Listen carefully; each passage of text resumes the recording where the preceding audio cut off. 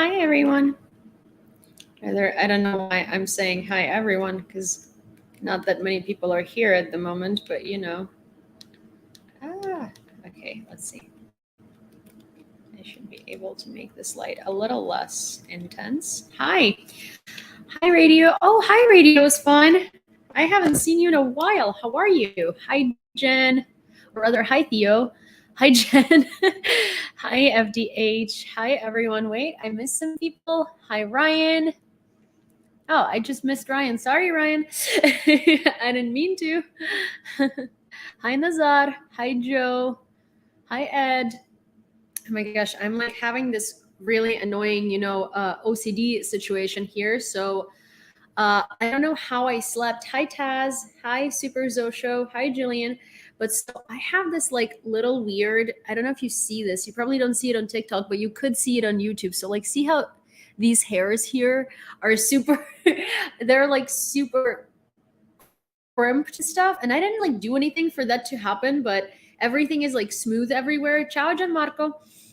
But except for this one little part in my head, and it's like a very, I know, it's like a very, like gross texture, and it bothers me. And I don't know if you know, but I'm like very ADHD, and I have some OCD, and my ADHD is very like, basically touch is very important for me. And so touch is a very big thing in my life. And anytime I feel like weird textures, it makes me, and so there is a weird texture on my head now. I can't do anything about it. So I'm struggling over here. Hi, Kayla. Hi, Crazy Cat. Hi, Lars. Hi, Lauren. Yes. Oh, guys. So for those of you who follow Vasil, our little child baby has found a job, and I'm so proud of him. Also, the job is at anthropology, and he has a discount for furniture. And there is this one side table that I have been eyeing for a very long time. So at some point. Hi, Jahar Dadaev. Hi, Feely Touchy. Hi, Brandy. Hi, Kareen. But yeah, so Vasil is great, and I am so happy that he found a job, and he seems so happy, and he is so much calmer now. You could tell that he's like breathed out, and that's really great. Is the side table organic? Yes, it's actually very organically shaped. It's fluted, I would say. For those of you who don't know, there is this one table that I really like, and I call it an organic shape. And apparently, according to most people, it looks like spilled milk. And so they are now making fun of me.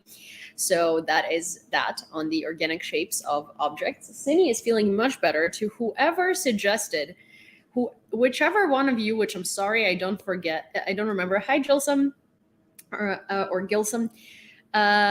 So whoever suggested to use apple cider vinegar on Cindy's ears and paws, I want to kiss you. I want to kiss you. I want to hug you. And I am incredibly, so incredibly grateful to you for doing that, because she feels so much better.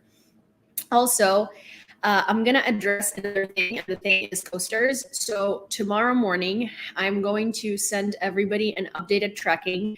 I did have time to check on the coasters. Good thing is that, so some of them apparently got lost in mail. I'm the most unlucky person on that. And honestly, and I'm admitting to this, I did not do the best job in like following through with them.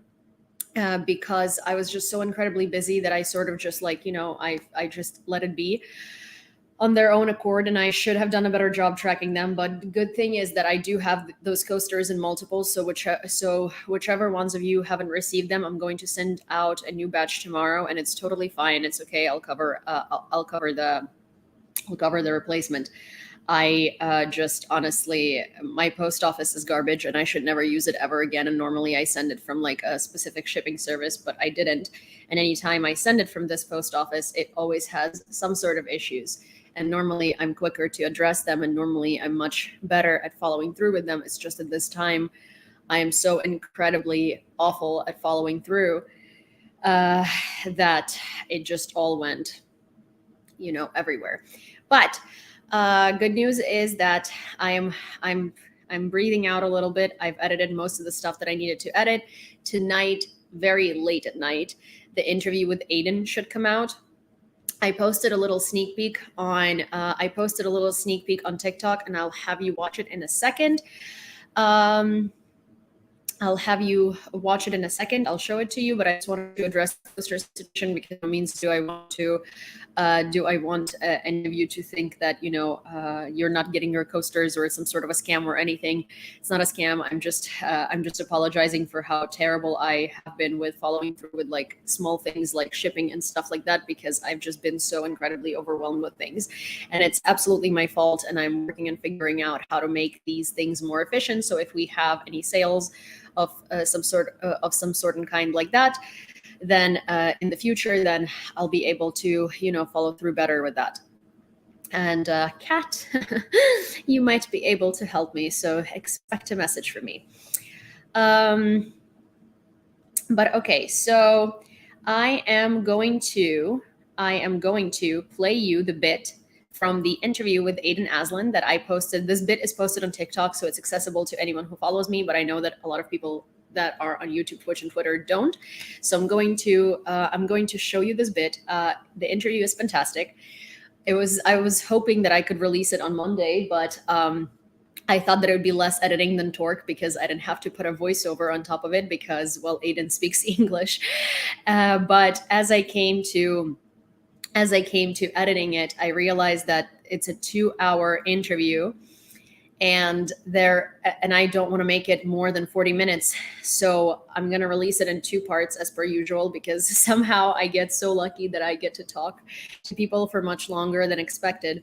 But I had to cut a lot of like pauses out, and I had to cut a lot of like repetitions out, and I had to like switch some things places, because when I did the interview with Tork, I sort of had structure to it, as in like, I had written down questions that I was going to ask him because Azov command had to approve them. And with Aiden, it was more of like, it was on the go. So we cover a lot of topics, but we could kind of cover them without any like, there is no like progression, right? We just talk about everything. And so I wanted to make it a little more easy to follow, and also, I wanted to make it a little easier to follow. And also, I guess like the way that we talked with Tork like sort of has done a ton of interviews, right? And he has answered some questions, and he was also very prepared to answer questions. So he was kind of like, they're different people too. So, and Aiden, in a lot of times you could tell that he was like sort of thinking about the answer, and different people. And there were a lot of like pauses that I had to cut out. There were a lot of like sort of, just little repetitive things that I chose to cut out. I had to cut out a couple of things that I was saying because I think that what happened in the interview with Tork, it was just mostly me listening and Tork talking.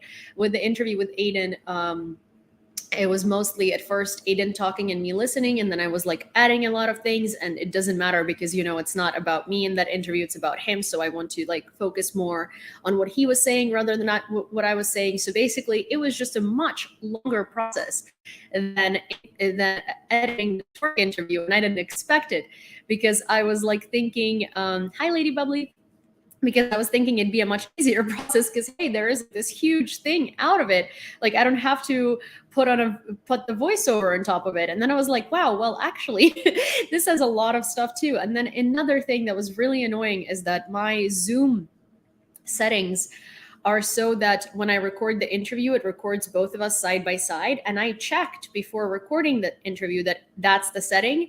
But for some reason, the way that it's saved is like, it's saved like, basically instead of having both of us in focus side by side, the interview saved so that whoever talks is front and center on the screen and the other person is not shown. So in a lot of cases, Aiden is saying something and you just see me randomly going, and then it's like still Aiden talking, and then my face is like front and center.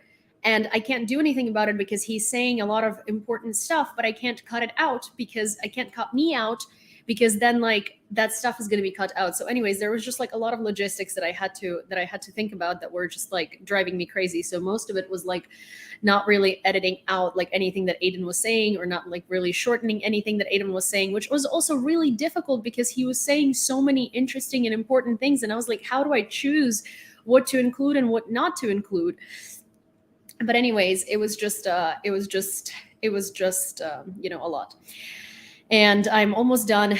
I've edited 38 out of 45 minutes, so I think I did a fantastic job so far. So we are almost there. Okay, without further ado, I'm going to play you the bit. Obviously, it's edited, so you will find in the interview the full context, but here is the bit. How did you end up serving in Ukraine, and what did you do beforehand? Along with that, I'd also been following the conflict from Ukraine from the very beginning, after Maidan. I mean, in the beginning of the conflict, I was actually pretty pro-Russian. I followed a lot of the propaganda outlets like Russia Today and stuff like that. And it wasn't till when Crimea happened and then I started I started changing. I was like, this doesn't seem right. There were a bunch of Ukrainian Marines that are surrounding, and they're trying to say the Nazis. There's guys stood there wondering what's going on. And I started this ain't right. And then I started doing more research. And I was like, hang on a minute, Russia's a bad guy here. How did you end up serving in Ukraine? First of all, I really love that one sentence where Aiden says, well, hang on a minute, Russia is the bad guy here. And I thought, well, there is two beeps. Honestly, here's the funny thing. So there are only two words in this interview that needed to be bleeped out. And they were both in this part because he was talking about Russia. So it's really funny. I was watching the rest of the interview, and there was nothing else. There was nothing else that needs to be bleeped out. But anyways, I am just so incredibly excited for you guys to hear it because it's just so, it's so interesting. And I found out a lot of new stuff during that interview. I did not know that Aiden was originally believed Russia, and he kind of goes deeper into it. And he was sort of talking about it more, and he was explaining how and why it came to be so that he was pro-Russian, and why he believed it, and how he came to the conclusion that, wait a second, it doesn't make sense, and he wanted to do his own research. And once he started to do his own research, he found out a lot of stuff. And also it's very interesting because the way that he started figuring out that something wasn't adding up was very much from perspective of somebody who serves in the military, where he started to see military equipment that Ukraine didn't have and couldn't have had. And he was like, wait a second, this is Russian military equipment. And from there, basically the ball started rolling, and you guys will find out. And I think it's fascinating. And he also has a lot of really good ideas. Generally, he's a very good, down to earth guy. I really like him. And I had a very, very fun time talking to him. We stay in touch. In fact, he followed me on Instagram yesterday, and I was like, ooh, it's a joke. But yeah, you guys, if you don't follow him, he is on Instagram as Kosek Gandhi. He is on Twitter as Kosek Gandhi, and he has a YouTube. But I don't think he has been really paying attention to it for a while now. But he is very, very active on Instagram and Twitter. So yeah, give him a follow, check him out. And so by super late tonight, we should have the full interview available on my YouTube. Well, the full first part of the full interview available on my YouTube. Okay. So now let's talk about some very interesting things. One of them being, I would love to play this to you because I'm sure you're going to love it. So remember Kirill Stremousov? He's the guy from yesterday who's saying that Egypt is Russia and the US is Russia and Germany is Russia, and everywhere he goes in the world, he feels at home because all of this is Russian land. You remember that lovely poem from Twitter from yesterday, right? So Kirill Stremousov, who is the so-called head of the Kherson Republic strikes again, and he has a new video for us to share, for us to see. He has a new lovely, thing to share with us. Oh, hi. Hi, Samsa. Nice to meet you. So basically, he has a new thing for us to tell us, and at this point, it's I can't even. When I told you guys that Russia is not going to stop at Ukraine, and Russia is interested in Europe, and Russia is interested in perpetuating their invasion further if they can, right? Everyone was like, oh no, it's just a Ukraine thing. It's not just a Ukraine thing. You're going to see it.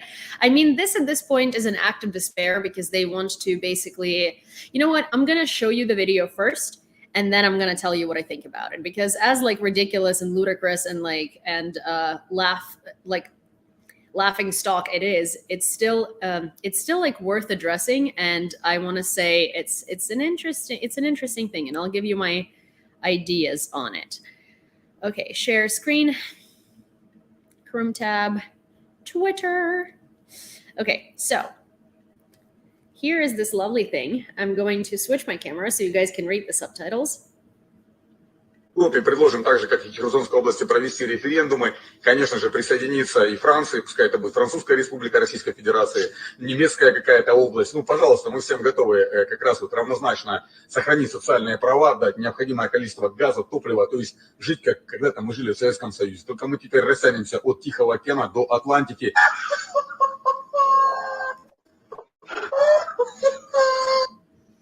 Okay, I mean, so this is a little, this is a little much, this last bit, but here is what I think this is, right? So Russia is lacking support.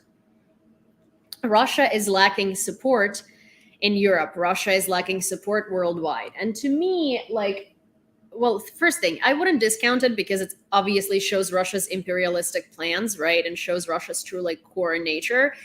But also another thing that it shows is despair, right? Because Russia can't get Europe to be on their side. Russia can't get Europe to support them by any means. Russia cannot get any allies in Europe, and they're obviously, it's very evident at this point that no one supports them. So this is sort of aimed at those crazy types that were doing some protests, the anti-vaxxers in Europe and stuff like that, who believe Russian propaganda. It's sort of for them to mobilize and start protesting for referendums in Russia, right? For referendums to join Russia. It's also an act of despair in order to mobilize those Russians who live abroad to come out and start kind of pushing for the referendums to join Russia. But I mean, it's kind of ridiculous, because not only is it laughable, right? Not only does it show Russia's true intentions, but also, again, it really demonstrates exactly how desperate they are. Exactly how desperate they are.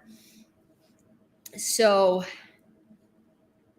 I find it incredibly, I find it fascinating that this is what they're resorting to, and I find it fascinating that they need this sort of tactic to get some sort of a commotion in Europe that shows that they support them, because you can see what this is aimed at, right?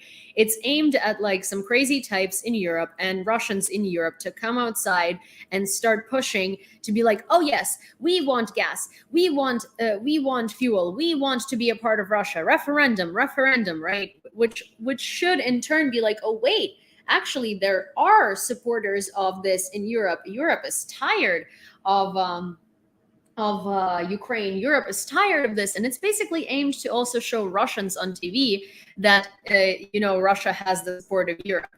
And it's a clever move. It's a clever move. It would be a clever move if it wasn't so laughable, right? So that's interesting.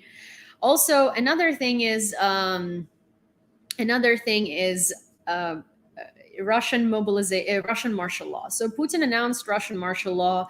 Ukrainian authorities actually say that there is absolutely nothing to fear for. It's just that Putin is trying to work within the realm of laws of his country, which I know is hard to believe because he doesn't care about the laws, but international laws mostly so. But he's trying to work within the legal realm of Russia, right? So in order for him to be able to mobilize more people, he needs to announce the martial law.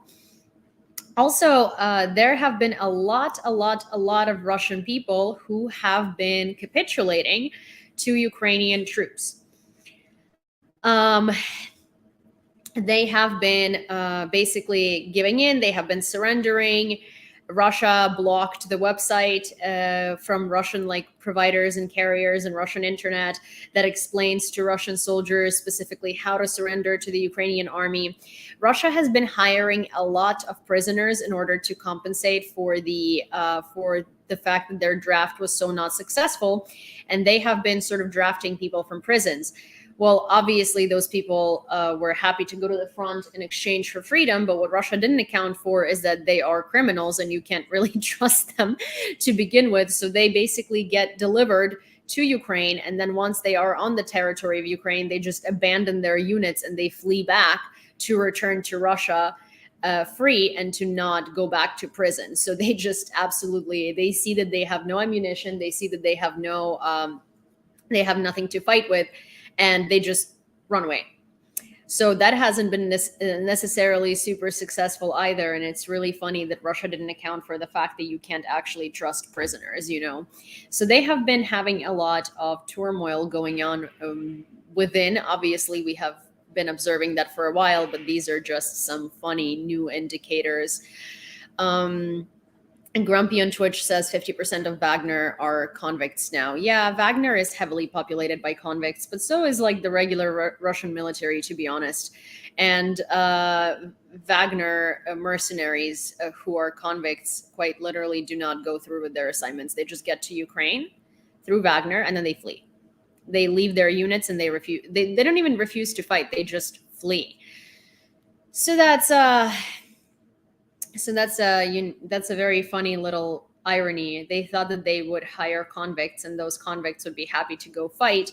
And they thought that this would be their winning card, but they didn't account for the fact that they're convicts and they're in prison probably for a reason, right?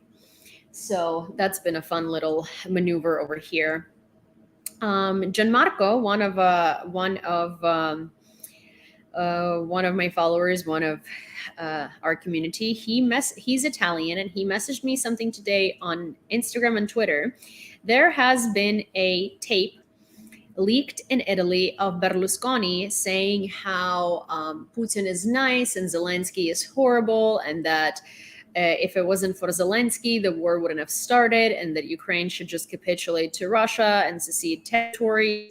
And Berlusconi is a disgraced Italian politician who is a former Italian prime minister, former Italian prime minister. He's had a lot of scandals and he's kind of a joke, but somehow his party has made it into Italian new election round. And it looks like they're going to be in Italian government soon. And so his views are incredibly pro-Russian. He is advocating against Ukraine. He's a Putin sympathizer, and he quite genuinely said that Zelensky is awful and Putin is nice.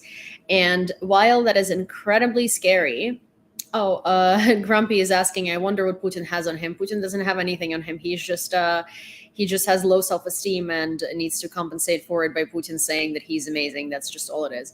Putin doesn't have to have anything on him. Berlusconi is just that type of person. He dreams of being Putin. But дякую, Софія. But basically, one of the good things is that this now leaked and everybody knows Berlusconi's true motives, because I don't know if you remember, but a couple of months ago, Angela Merkel and Berlusconi both have offered their candidatures to be like the mediators in negotiations between Ukraine and Russia. And Ukrainian politicians said, no, thank you, because neither do you have the credibility, nor are you relevant enough, nor do you have the trust to do that. And Berlusconi was like, oh, why wouldn't I have the trust? You know, he was just like super mad about that. And he was trying to say that he wants to be basically like the mediating party between the negotiations between Russia and Ukraine, and he can figure it out and stuff like that. And he was trying to pretend to be incredibly neutral. But now, in lieu of this conversation airing, we all know his real intentions. So on the one hand, it is incredibly scary because a person with these kinds of views being in the Italian government is incredibly scary, but also at least we know his intentions from the very beginning, and we know what to expect, and we also we can trace it back to his speech. Another thing that I do want to say is we are witnessing, right, the rise in these far-right political groups in Italy, and Berlusconi, for one, is like super fanatic of Putin. There was Marine Le Pen in France, right? There are some very Putinistic parties in Germany, and you might ask yourself why, right? So here's the thing: well, as intelligence as American intelligence has pointed out, Russia has paid for a lot of things, in a lot of places worldwide, especially in Europe. And I want to say, and it's just a prediction, please don't take it at face value, it's just my analysis based on what I know, is that Italy probably was one of the most of the biggest recipients of that Russian aid for elections. Because here's the thing: I love Italy. Italy is one of my favorite countries in the world. I have some family in Italy. I speak Italian. I've been to Italy more times than I can count. It's one of my favorite countries in the world. Like, trust me when I say it, I absolutely love Italy. And ciao, Gianmarco. But Italian economy has been going down the drain for decades now. Italy has been struggling. Italy has been struggling with employment rates. Italy has been struggling with import. Italy has been struggling with export. Italy has been having a lot of economical troubles. And that is a very, very, very, very good place to start promoting fascism. So if Russia wanted to insert fascism somewhere, the easiest place to do it would be a country that has had an economic downfall for a very long time, because people are not happy. People don't like their government. People are not happy with their salaries. People are upset, and nothing has been changing, right? So there have been so many different governments, and all of them have been like democratic governments, and all of them have had the same kind of views and ideals, right? And nothing changes. So this is where you come in, and this is where you install somebody like Giorgia Meloni, who is incredibly like idealistic, right? They're loud. Their views are completely different, and they talk about Italy for Italians and salaries for Italians and change for Italians. And all of this stuff mixed in with incredibly fascist ideas, right? And that is easy to install. So that's kind of how I see it came to be, because, you know, it was just the right place and the right time, right? Because I remember, like, I used to visit, I have like very close family friends in Lavigno, which is like a really, really beautiful coastal town near Rome. And I used to love visiting them. It's like such a beautiful place. It's not a touristy place. No tourists go there. It's like a very local Italian place. It's near Rome. It's a residential town, and they live in like this beautiful, beautiful, beautiful house on not far from the coast, right? And I used to love going there, and they're like upper middle class. They're doing well for themselves. And I remember when I was a kid, when I was like 12, I really, really wanted to go to live in Italy. I wanted to go to Università di Milano, and I wanted to basically, I wanted to get education in Italy, and I wanted to stay in Italy forever. It was like my dream. And I remember my Giancarlo, he is the man in the family. He was like, Yulia, the worst thing that you could do to yourself is get education here and try to find a job here. He's like, our economy is garbage. It's garbage. And he was like, don't do this to yourself. Go somewhere else and study somewhere else and do something else. Like, you don't want to live in Italy. He's like, you want to have enough money to come here on a vacation, but you don't want to live here. And that was when I was 12, right? Still, I am 28 now. And so that makes it 16 years apart. Not much has changed. Can you imagine how mad people are that still in 16 years, not much has changed economically? And that's the environment in which you insert these parties, you insert these Putinistic views, and they stick because people are angry, people are tired, and a lot of people obviously don't know. Like in most countries, most of the population doesn't really know a lot about politics, doesn't really know how politics works. So they jump onto these like big slogans and loud slogans, right, to fix their problems because, again, they're angry. And it's really easy to talk to people who are angry and convince them that you can fix the things. You can fix the things that make them angry. So yeah, so that's just my 2 cents. And that's just kind of like, you know, where my thinking with this is. But yeah, as a kid, I really wanted to live in Italy. And I just will never forget Giancarlo being like, no, no, Julia, don't do that. But yeah, I wanted to go to Università di Milano, and then I wanted to live in Firenze. And I had this whole whole idea behind, you know, when I was a kid, I was like, I was a dreamer. I was a dreamer, and I was a dreamer in terms of certain things. And I just, yeah, I always really loved Italy. I like half grew up in Italy, and that was my dream, but I didn't really understand like economy. I didn't really understand politics. And I think that actually one of the reasons why I started being so interested in economy and in politics and in history and in all of these things was when Gianmarco told me that he was like, Italy is not a good place to live. Like, you don't want to live here, right? And I was like, I was 12, right? And to me, it was like, wait, but it's such a beautiful place and everything is so amazing. And every time you go, you know, every time I go to Italy, it's like, I always go with my parents and we go to these beautiful places, and it's such a like fascinating country and it's so beautiful. And so in my 12-year-old mind, I was like, what do you mean? Why wouldn't it be a good place to live? And when someone says like our economy is terrible, and I'm like looking at Italy, you know, and everything is beautiful and all the cities are gorgeous and people are happy, and you know, and it's just like, it doesn't look like there are problems with economy.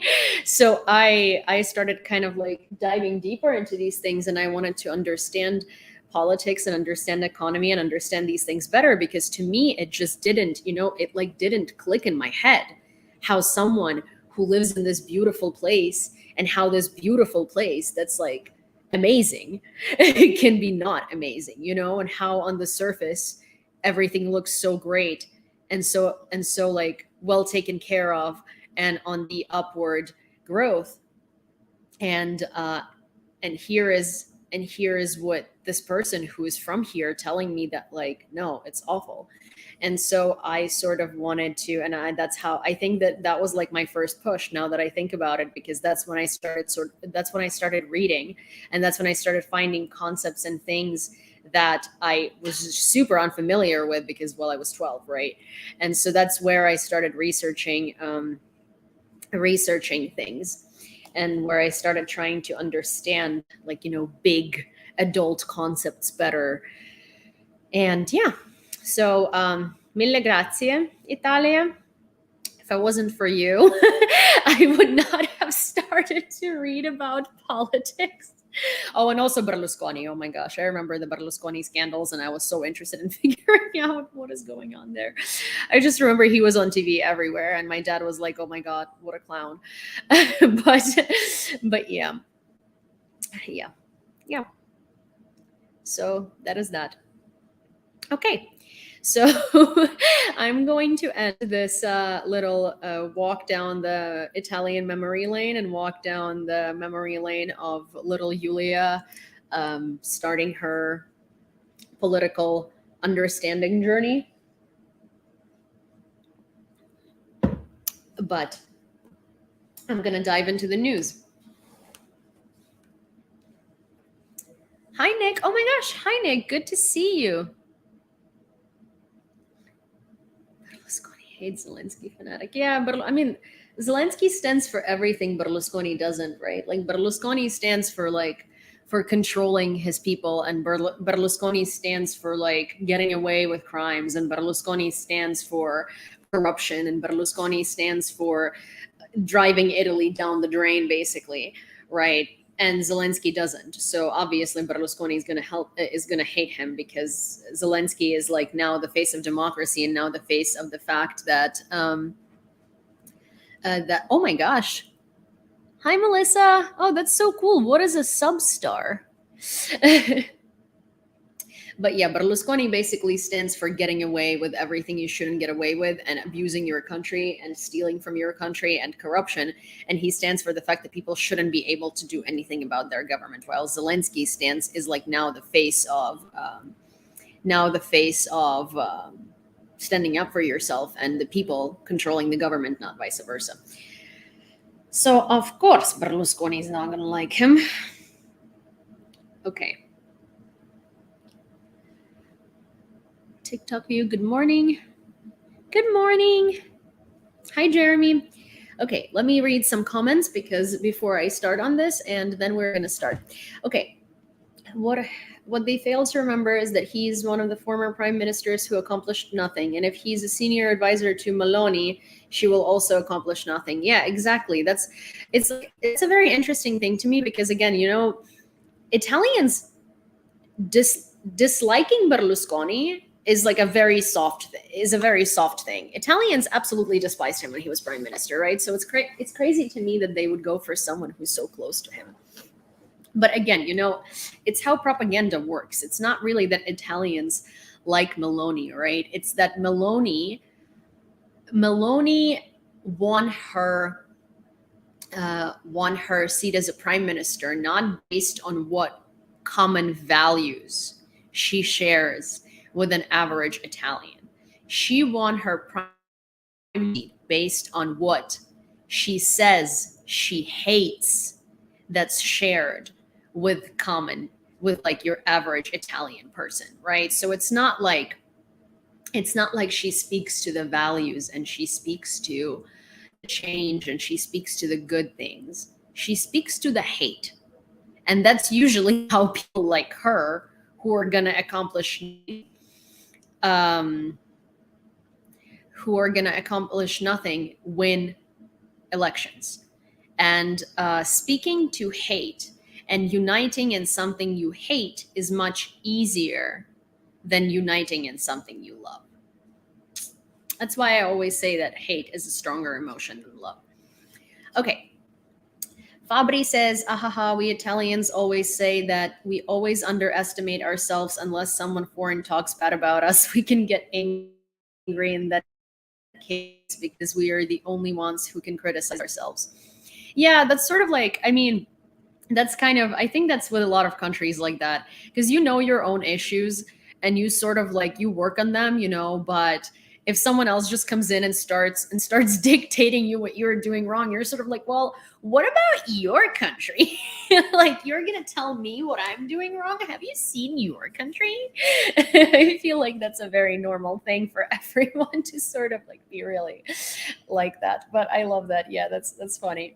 Italians do unite very much. It's like, I have friends from Italy who will completely destroy everything, and they like, as in like, verbally just destroy Italy and tell me absolutely every aspect that they hate about Italy, the government, everything like that. And then the second you agree with them and the second you like build on that, they're like, I'm sorry, what did you say? And I'm like, I'm agreeing with you. So I think it's like, but that's very, that's common for a lot of nationalities. But hey, you know, I love Italy.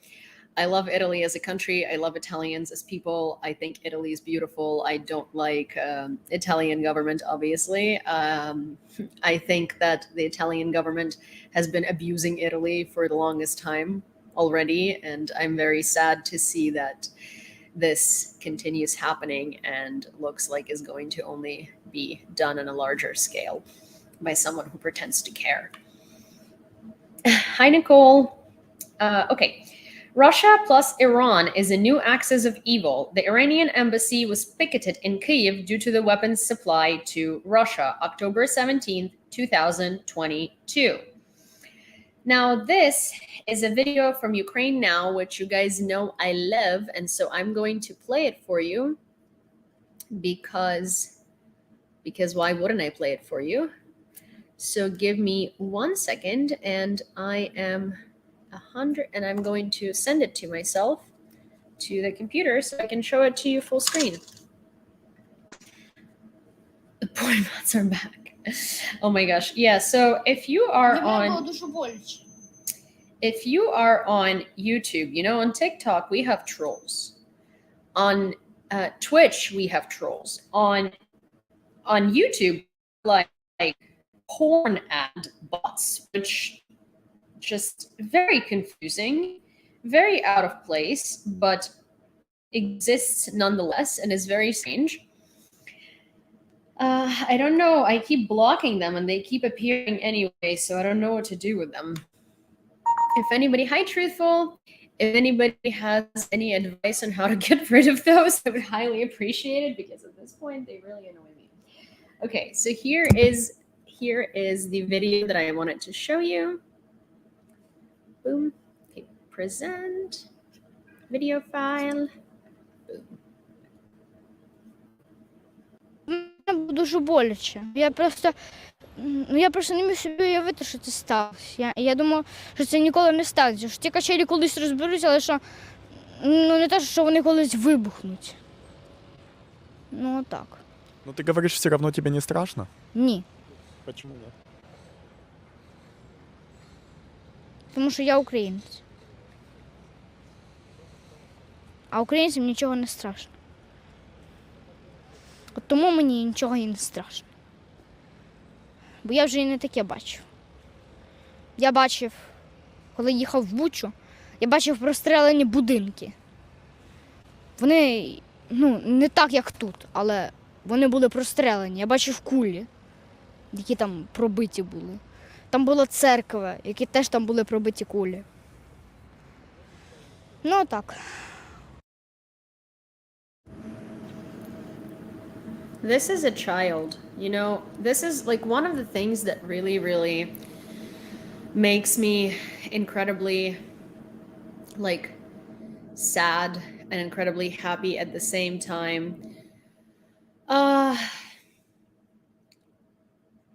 Because, you know, Ukrainian children is what makes me really sad, but also really happy, because I've never seen little humans be as strong and as like sound-minded as some of these Ukrainian kids.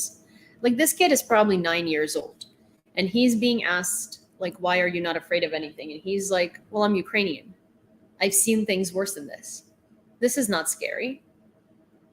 And it's, you know, on the one hand, it is so incredibly inspiring, but on the other hand, like, it's an 8-year-old. He should be scared that his childhood is being ruined by like, you know, this should be crazy for him. This should be out of norm for him. This should be scary. And he's just like, yeah, no, this is fine. Worse things have happened. And like, what do you say to that? You know, it's a kid. It's a very, very, very strong, very, very, very, very incredible kid. But it's a kid. And this is some stuff that's like, that has a lot of dichotomy in it. Because on the one hand, so inspiring. On the other hand, freaking terrifying.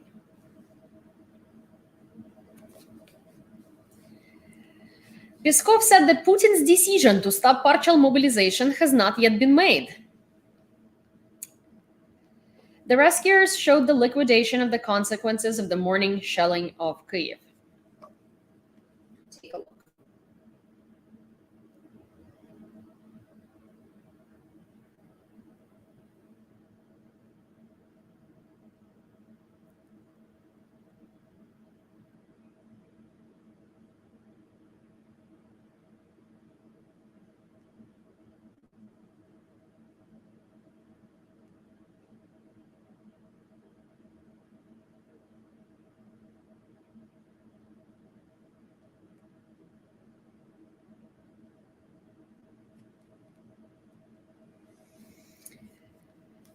The pilot who shot down 5 Shahed drones and 2 missiles in Vinnytsia is again rushing into battle. On October 12th, he ejected due to the fact that his fighter crashed while destroying an enemy UAV.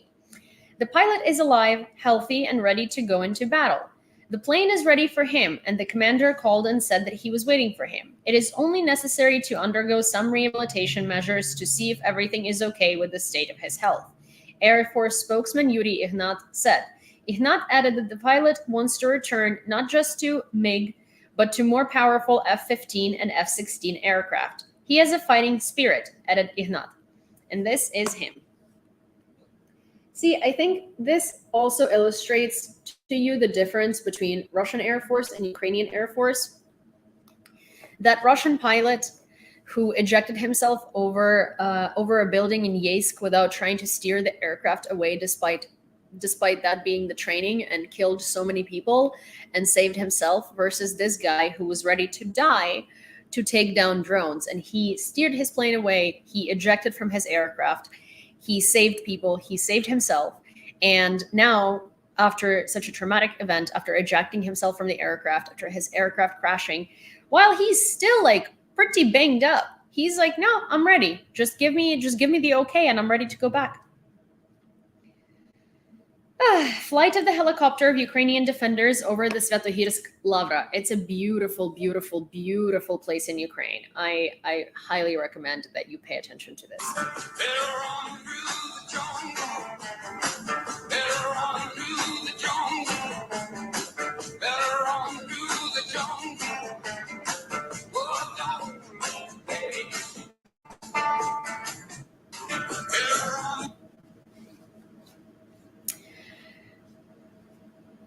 Since February 24th, the Kharkiv region has experienced about 4,000 shelling and 1,300 air raid sirens. 1,283 air raid alerts announced. 45 days, 10 hours, and 43 minutes total number of air raid alerts. 404,000 internally displaced people received by the region. 3,892 shellings of the region. 17.1% of shelling in Ukraine occurred in Kharkiv. Привіт, Vlad. 100% of territorial communities are in the combat zone or temporarily occupied. 10,000 square kilometers of territory has been liberated. Now, in yellow, you see the liberated territory, and in red, you see the temporarily occupied territory of Kharkiv region. And thankfully, almost the entire region has been liberated. Consequences of the Russian Federation's attack on the energy facility in Kyiv are being eliminated. And we have seen some of these photos just now. But for some reason, the news sources decided to show it again. But I think this is the only one that we haven't yet seen.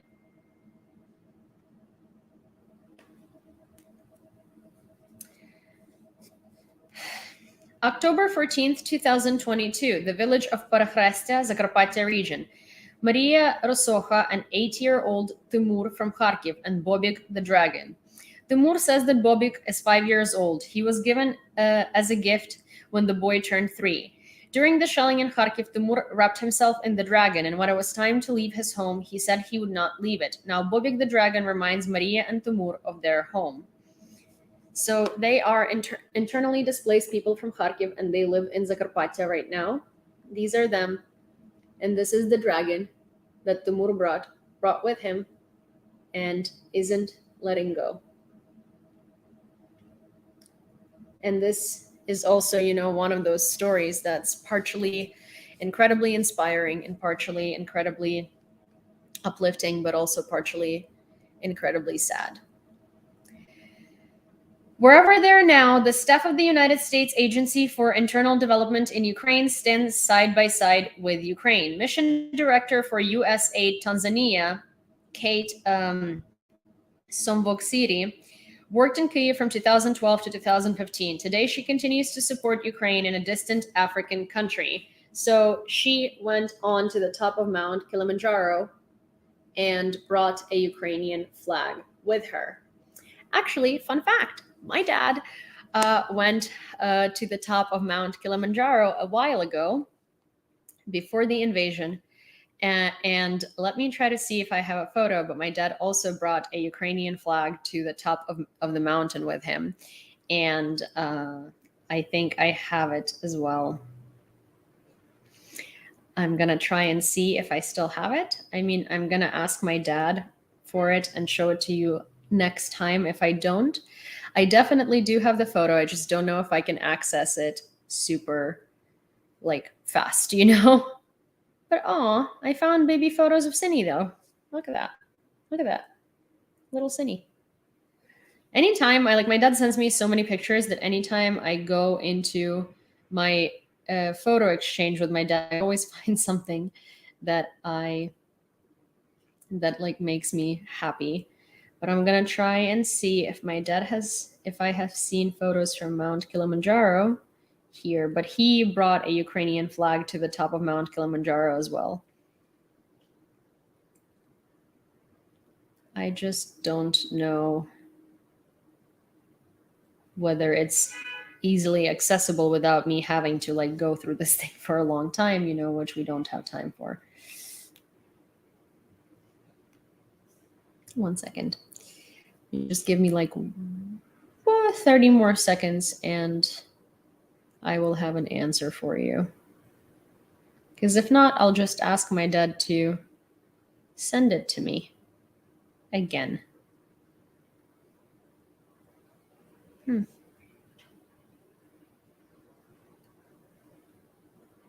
I don't think I'm going to find it right now.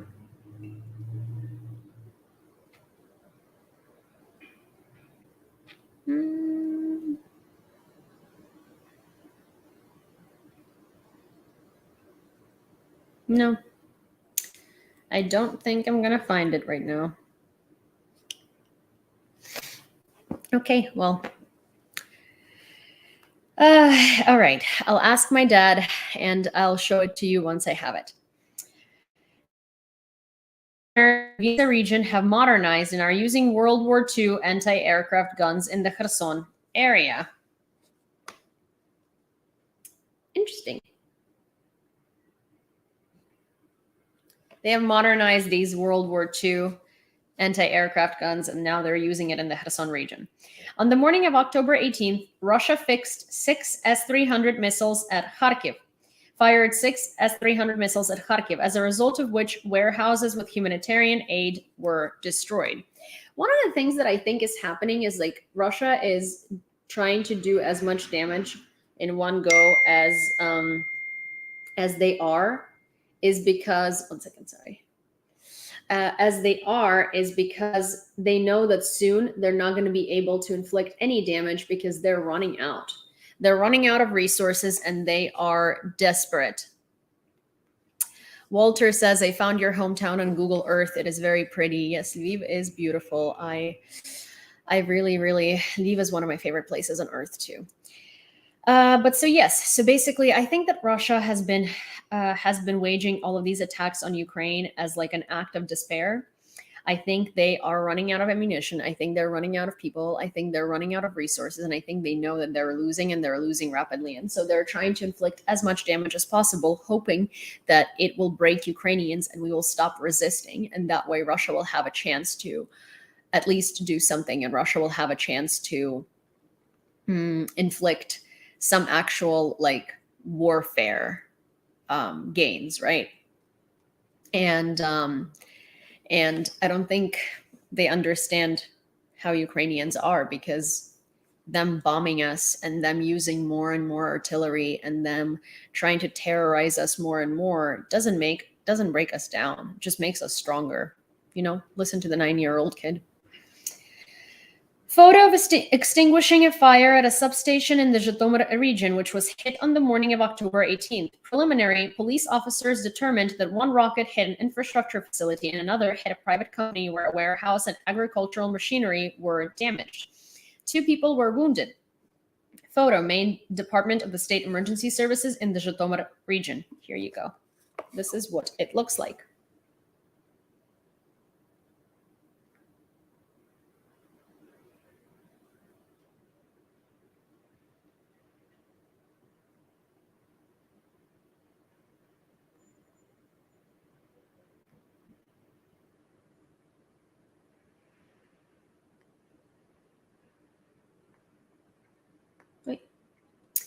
I also want to show you another video from my TikTok, actually. There is this Twitter scandal about Article 16 of the Ukrainian Constitution that says that the responsibility of our state is to preserve the gene pool of our people. And people on Twitter, the bright minds of Twitter, are saying that that particular article of our Constitution proves that Ukrainians indeed are Nazis. So I made a video on TikTok, which I know a lot of you don't follow me there. And for those of you who don't know, I stream on TikTok, Twitch, YouTube, and Twitter at the same time. So if you find any one of those platforms more comfortable for you, if you found me on a different one, then it's the same name across the board. Rule of thumb is if you look me up on social media with the same name that you see on the screen right now, and I don't appear, that means I don't have that social media, because I am under the same name everywhere.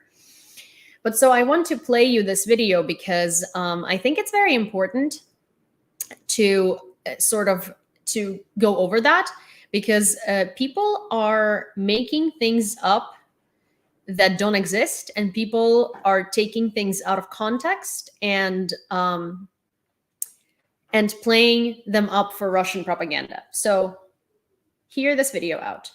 Let's talk about Article 16 of Ukrainian Constitution that brilliant minds on Twitter are saying confirms that Ukrainians are Nazis. Here we go.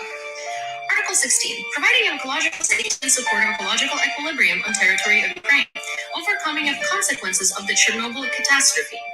A catastrophe of planetary scale, saving of gene pool of the Ukrainian people is the duty of the state. So that last sentence, as you might have guessed, is fueling the Twitter scandal. This article of the Constitution is a direct response to the Chernobyl nuclear disaster, which wiped out thousands and thousands and thousands and thousands of people with its consequences, because it is a nuclear disaster. I was born way after Chernobyl. It happened in 86, and I was born in 94. Guess what I have? Hypothyroidism, low thyroid, which could lead to thyroid cancer, which so many Ukrainians have thyroid cancer and died from it. These are all direct consequences of Chernobyl. 30 years before that, in 1931 to 1932, 10.5 million Ukrainians died in Holodomor, an artificially created famine. In the 60s, 6 years, which was the Ukrainian literary elite and intelligentsia, was wiped out by the Soviet Union due to being Ukrainian. So after multiples and multiples of genocides, you would think we would want to make sure that our people are protected. Also, here's the thing. Is Israel now a Nazi state? Are Jews? Because, Hasidic Jews are literally having as many babies as they are because they want to compensate for the losses in the Holocaust. Are we calling them Nazis now? So let's talk about Article 16. Also, under Ukrainian constitution, people of all backgrounds are Ukrainian as long as they have a Ukrainian passport. It's not like we don't differentiate between your between what you look like. So it's definitely not like a genetic situation in terms of like, oh my gosh, we just have to like breed with our own and eliminate all other nations. It's just that we lost a lot of people, and Chernobyl consequences continue to wipe out our population. Here are the comments that I've received under this post from people from Ukraine, talking about who they've lost and what's going on because of Chernobyl. My grandfather died in 2003 because he was one of the first doctor crews who reached out to Chernobyl. They were the closest crew, 30 kilometers. He was the last one. The last one alive from the crew. Most of them died same year or the year after. You can't visit their airport because it's covered in radioactive dust. My grandfather, his brother, and nephew were all firefighters who took out Chernobyl fire. Nephew died from radiation, brother from cancer in 6 years. Fun fact, nephew's son lives in Russia. His family visited my grandparents every summer. Now he says Ukrainians are Nazis, plus his son-in-law is in the army. I have autoimmune hypothyroidism and I was born in 1995 in Khmelnytsky region. I just learned something new.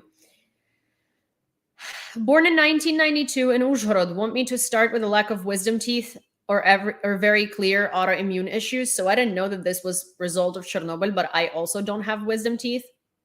Like not a single one. I thought one was growing like last week, but it was something else. But yeah, I've never had wisdom teeth. Ever. Don't have them. Apparently, a lot of people don't either, and that's a consequence of Chernobyl. I lived through it. My grandfather had thyroid cancer 10 years after Chernobyl. It was very bad, and we lived in Kyiv in 86, 60 miles away. Born in 1997, small thyroid with fibrosis tissue, Hashimoto's disease since my 13th. It's autoimmune, i.e. for the whole life. I'm from central part of Ukraine, hypothyroidism as well. 1993, had to have my thyroid gland removed. Oh, that's why I'm sick with this at 22. Born in Kharkiv region, by the way. Born in 2001 in Dnipro, hypothyroidism. I was born in Kyiv in 1996. Apart from thyroid problems that I have since I was 3 years old, I also have a blood disease and I have diabetes. My immune system is killing me, literally. At least my government tries to protect me.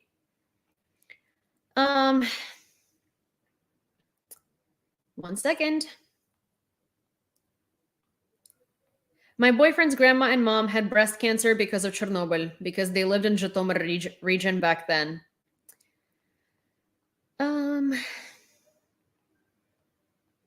One second. The fact that they think saving the gene pools means purifying the gene pool says more about them than us. Extreme situation addressed by the national constitution. What's the problem? Here's the thing. So a lot of people in Ukraine have hypothyroidism, right? And a lot of Ukraine is one of the leading countries for thyroid cancer. Ukraine is one of the leading countries for cancer because of the radiation from Chernobyl. Chernobyl happened in 86. We live in 2022. There are still kids being born with issues resulting back to Chernobyl because their parents were exposed, or the parents of their parents were exposed. So it is not uncanny that a country would have it in their constitution that we would do everything possible to have ecological equilibrium and to preserve our people, because our people are dying still from an ecological disaster. 1, 2, there were multiple genocides unleashed on Ukrainian people throughout our history. So saying that we're Nazis because we want to preserve a population that has lived through at least 5 genocides in recent history is very strange, to be honest. Because here's the thing, you know, I gave that example, like Hasidic Jews are reproducing in incredibly large numbers to compensate for the losses in the Holocaust. And their entire thing is to preserve their genetic pool, right? And they actually are not allowed by religion to mate with anyone who isn't a Hasidic Jew. So Ukrainians, we don't have that, okay? It's just our constitution says, hey, we're going to protect our people. Yet somehow, we don't question anything about the practices of Hasidic Jews, which I don't question. It's their choice, right? But Ukrainians who want to preserve our people who have gone through like 5 genocides, not 1, 5. We are somehow the Nazis here. Yeah, makes sense. The population that has been targeted by genocides upon genocides upon genocides are the genocidal maniacs. Yeah, that makes so much sense. That tracks. It's logic. Pure logical thinking here. Nothing wrong here. Nothing strange. Nothing's off. Okay.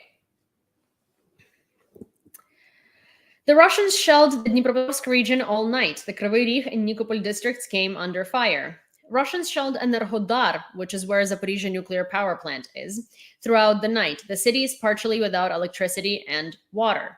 The enemy attacked the Mykolaiv region with Shahed 136 kamikaze drones at night from October 18th to 19th. Air Defense Forces and the National Guard shot down 13 drones. Volodymyr Zelensky will address the summit of EU leaders, a high-ranking source in the European Council. The main topic of the summit on October 20th, 21st will be the situation in the European energy market, which has developed as a result of Russian aggression against Ukraine. The Russians attacked a critical infrastructure facility in one of the villages of Zaporizhzhia district with S-300 missiles. Rescuers managed to extinguish the fire. No human casualties were recorded. Communication is being restored to the deoccupied part of the Kherson region. Starlink systems have been handed over, wrote Mikhailo Fedorov, the Minister of Digital Transformation. He added that the terminals allow the restoration of the main network in the village Myrolubivka. One of the so-called leaders of the occupation administration of Kherson, Gautier Kirill Stremousov, announced preparations for the offensive of Ukrainian troops in the city. In 11 days, Russia carried out more than 190 strikes with missiles and kamikaze drones in 16 regions of Ukraine, emergency reports. Between October 7th and 18th, Russia carried out about 190 massive strikes with missiles, kamikaze drones, and artillery. The strikes targeted critical infrastructure facilities, in particular energy facilities and civilian objects, noted the spokesman for the State Emergency Service of Ukraine, Oleksandr Khorunzhy. More than 70 people were killed, more than 240 were injured, and more than 380 objects of civilian infrastructure were damaged. There are more than 140 private and multi-residential buildings. The Presidential Council for Civil Society and Human Rights of the Russian Federation considers the mobilization of convicts for war to be consistent with the spirit of the Constitution. The day before, the Defense Committee of the Russian State Duma approved amendments allowing the mobilization of citizens with an unexpunged or outstanding conviction for serious crimes. Because in Russia, mobilizing criminals, according to the Russian authorities themselves, is in the spirit of the Constitution of the Russian Federation. Germany handed over another batch of military aid to Ukraine, website of the federal government. Also, let me send this to myself because boy, do I want to talk about this more. Armored engineered vehicles, 35 load handling trucks, and 4,000 sleeping bags were provided. Iranian military in annexed Crimea teaches Russian troops how to operate kamikaze drones. On Monday, October 18th, the U.S. Air Force dispatched 2 F-16 fighter jets to intercept a pair of Russian bombers that were heading close to the borders of Alaska. The North American Aerospace Defense Command announced this, writes European Pravda. So here's an interesting thing. I'm going to backtrack here a little bit. So in the beginning of the invasion, Russia was saying that, they are protecting themselves from NATO at Russian borders. Here's the fun thing. The US is NATO and biggest NATO, and it's at the border of Russia. Do you know that in Alaska and there are like these two islands that are basically 2 kilometers away from each other, and one belongs to the US and one belongs to Russia. And you can literally see Russia from some points of Alaska. Like you can just like look out of your window and you can literally see Russia. That's how close they are.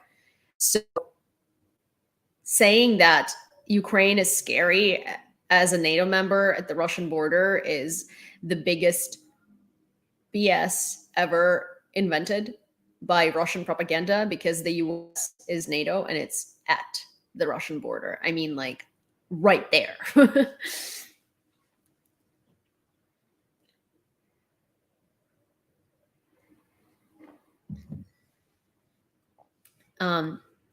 What you're saying, guys, both on TikTok and on YouTube, is the main lens. But there are 2 tiny little islands. 2 tiny little islands that are bordering each other. And one belongs to Russia and one belongs to the US.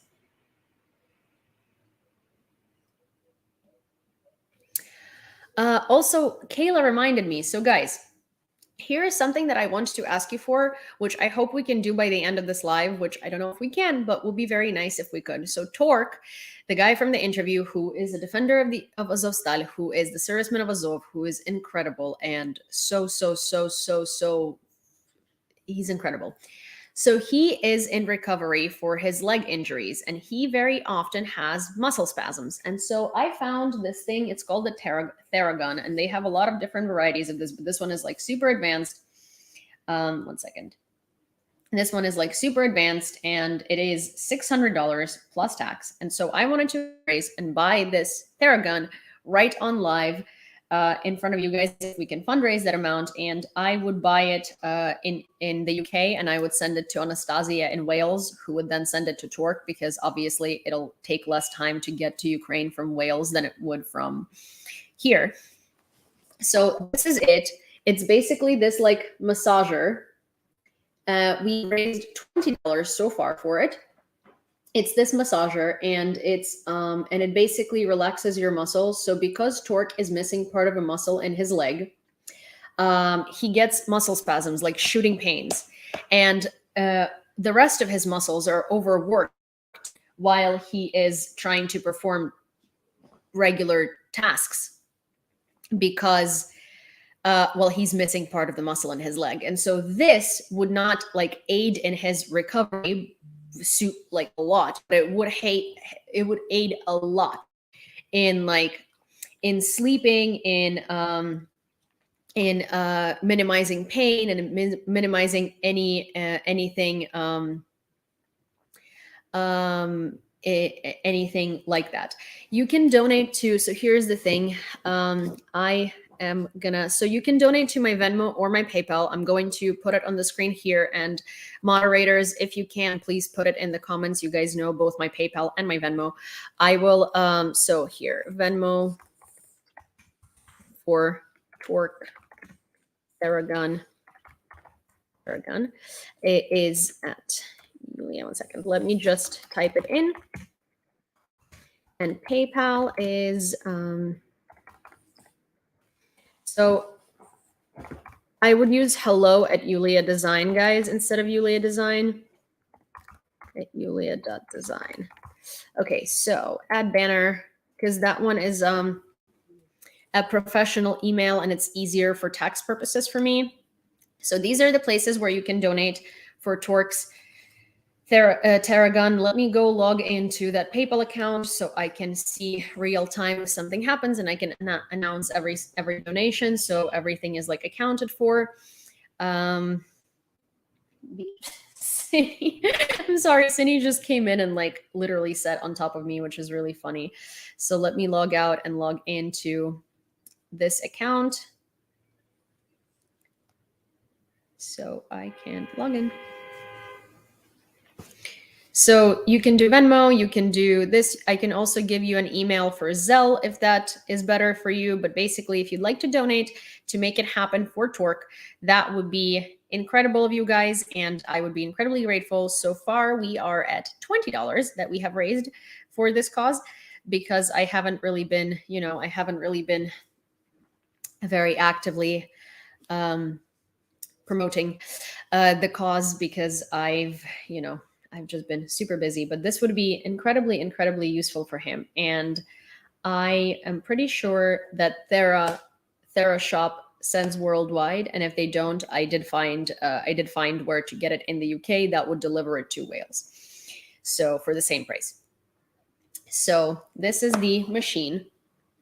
The machine is really cool. It has all of these different heads basically that help with different muscle issues, and yeah, I think that, well, I don't think I know that this would be very helpful for him. And it has like an app, it adjusts to your body. It starts knowing what your issues are. The reason why I'm looking at this particular model, not something deeper, is because this one actually learns and studies your body. And for someone who has such a complex issue as him, I wouldn't want to get him like a cheaper sort of massager because I don't know if the pressure is right. I don't know if he can adjust the pressure. I think it would be much. Oh, okay. So we are at $221 out of, oh my gosh.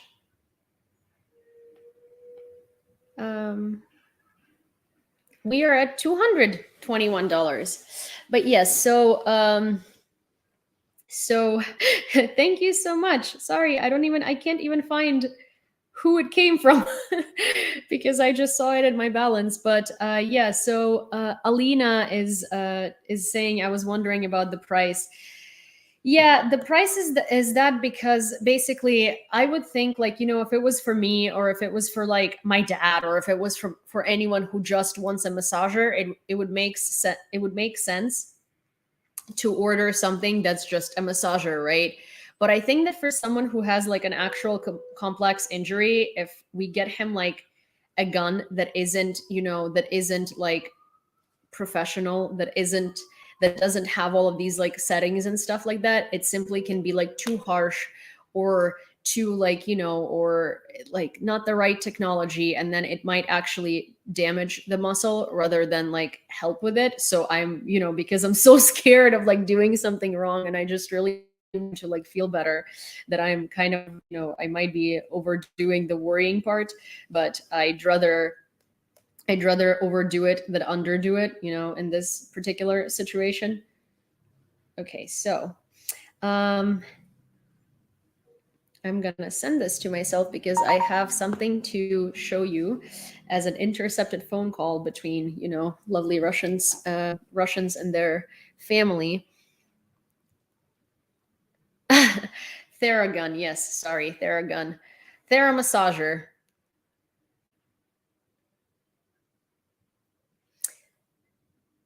Should throw the link up in YouTube. So okay, the link is, oh, thank you so much, Jillian. Hello. Hello. I'm trying to get Tork a Theragun. Also, if you're using PayPal, guys, I would ask you, there is this part there that says transaction for friends and family instead of like for a purchase, because if you do it for a purchase, it takes like a commission. But if you do it for friends and family, then it doesn't. So just something to keep in mind, because this is like a business account that I'm using. So it automatically thinks it's for goods and services. But yes, so we are at $231.48, which great. Okay, so in the meanwhile, let me show you a video, which is an intercepted phone call between an invader and his family. 1 second. Thanks, Crumbs.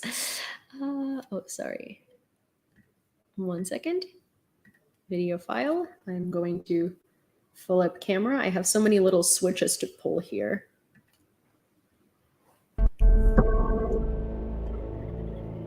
Да не ты эти укроп, они уж вообще ебанутые. Они уже начали подходить. Не знаю, что делать. Они уже начали подходить вот ко мне, 150 метров, 50-100 метров. Вчера, позавчера, как начали стрелять по нам, я ебал, значит, душа не выпала. Да, вот это Херсонская область, ебаная, тут пизда вообще все плачевно. Солнце, я не знаю вообще, когда я домой приеду. Я хочу домой приехать хотя бы целым. Я уже не знаю, когда хотя бы вообще приехать.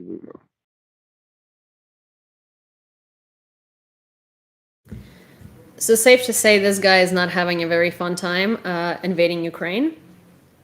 I don't know why, but it seems like he's really not having a great time invading Ukraine.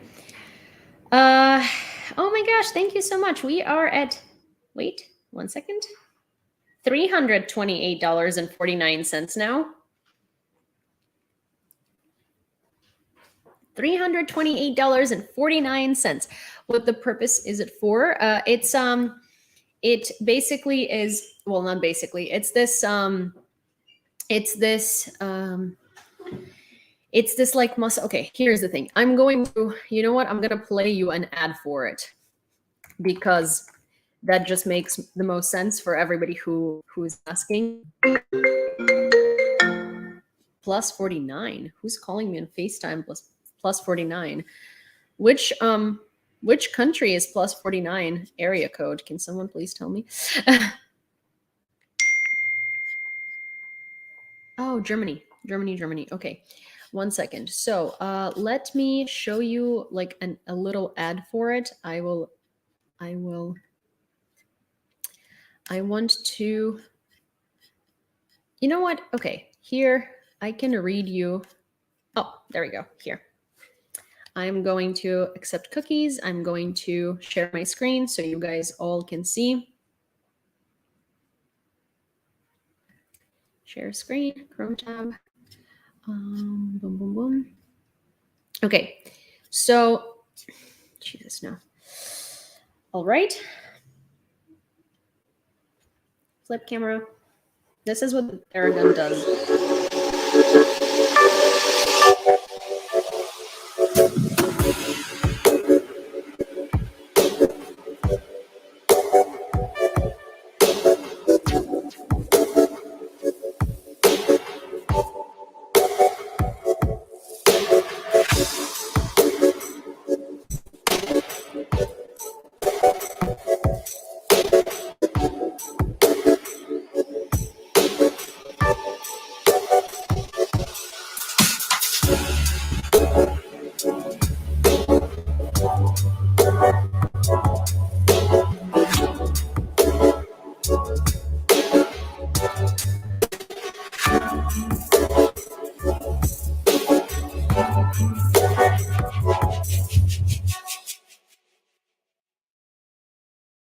So this is what is included in this Theragun, but I will read you the description of what it actually does. I guess like I was hoping that it would say it in the video because normally they have like very informative videos, but here, benefits. Decreases muscle soreness and fatigue, releases tension and knots, speeds up recovery, relieves pain and discomfort, and increases mobility and range of motion. So basically that last little pointy thing is what he would need the most because that's the thing that that basically releases most of the tension in muscles and stuff like that. And I think we just received another donation. And we are at $421.43. So we are so close. Oh my gosh. You guys, that's fantastic. Is it the 25 custom bulk TheraBuddy Theragun Pro massage device? I will tell you what is it called. It's called Theragun Pro 5th generation, the world's best massage device.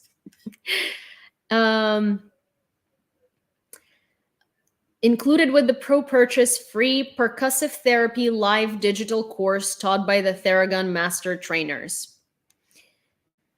Theragun is the only massage device proven to improve your recovery, performance, sleep, mobility, and stress. So this one. And they are usually used for athletes whose muscles are very often strained. It has a micropoint, a super soft like attachment, a wedge, a thumb, a dampener, and a standard one. And the one that will probably be most beneficial for Tork is the micropoint.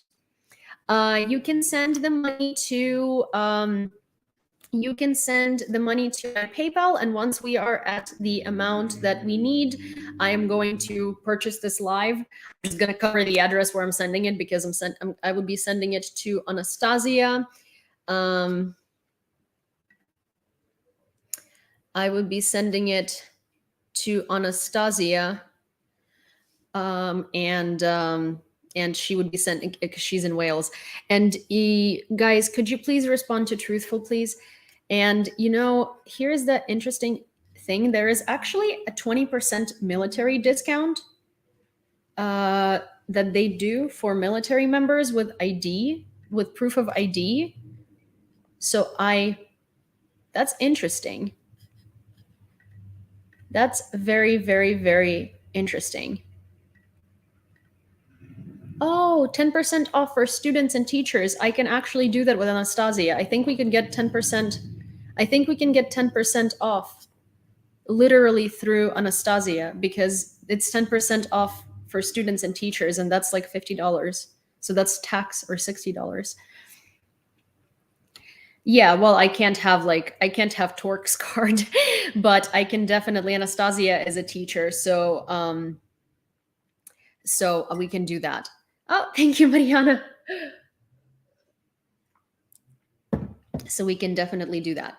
Anastasia is a professor, so I can use her student teacher discount. Okay. Oh, thank you so much. We just got another donation, and we are at. Oh, wait. I just got an email, but my thing didn't. Tork Saragon. So $20. So that will be $441.43. I think it was just to a different PayPal. $441.43. Yeah, I did. Thank you, Karine. Thank you so much. They may take it even though you're buying. Okay, so I will contact them. I mean, I can contact them on live, but I will contact Anastasia, or maybe I can contact them on live. Maybe we can figure it out. Okay, let's also go through the news while we're doing it, so we can all, Kayla. Yes, I did. Thank you so very much. Oh, I didn't even see it was you. Thank you, Kayla. I got Kayla, John, Jillian, Fran, Karine, and I also got, one second, because it was my other PayPal account, Amy and Lauren. So 20 and 20. So we are at $461.43.